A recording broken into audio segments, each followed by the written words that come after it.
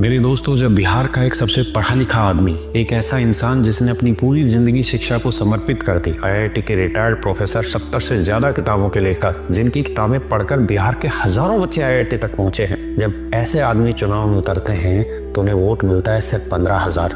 और उधर जीत किसकी होती है? ऐसे उम्मीदवार की जिनके 2 MMS वायरल हो चुके थे, फिर भी उन्हें 1 लाख से भी ज्यादा वोट मिलते हैं। अब सोचिए, जब हमारे नेता ऐसे होंगे तो बिहार में स्कूल कौन बनवाएगा, हॉस्पिटल कौन सुधारेगा, सड़क किसे याद आएगी? लोग कह रहे हैं ये प्रशांत किशोर की हार है। नहीं भैया, ये बिहार की हार है। ये हार है उस सोच की जो जाति के नाम पर वोट देने की सोच के खिलाफ होते हैं। जब कोई नेता शिक्षा की बात करता है, जब डेवलपमेंट की बात करता है, जब माइग्रेशन कम करने की बात करता है, तो बिहार की जनता उसे 1 सीट भी नहीं देती है। और सच तो ये है कि बिहार को भी डेवलपमेंट की जरूरत महसूस ही नहीं होती, क्योंकि वोट के टाइम पर 10,000 मिल जाते हैं, दारू मिल जाती है, 5 किलो राशन मिल जाता है, वोट बिक जाता है। जिस इंसान का दिन गटर के किनारे पीकर गुजर जाता है, उसे शिक्षा की क्या समझ, उसे अच्छे हॉस्पिटल की क्या जरूरत है, उसे कौन सी चौड़ी सड़कें चाहिए? और सबसे बड़ा सच, सरकार चाहती भी नहीं कि बिहार डेवलप हो, क्योंकि सबसे सस्ता मजदूर, सबसे आसान लेबर बिहार से ही मिलता है। अगर बिहार तरक्की कर लेगा तो ये सस्ता लेबर कहां से आएगा? इसलिए अगर आज बिहार पिछड़ा है तो उसकी सबसे बड़ी वजह बाहर वाला नहीं है, आप खुद है। और जो लोग वोट को 10,000 रुपया राशन में बेच देते हैं, वो सच में गटर से बाहर आना ही नहीं चाहते। बिहार 5 साल और पीछे चला गया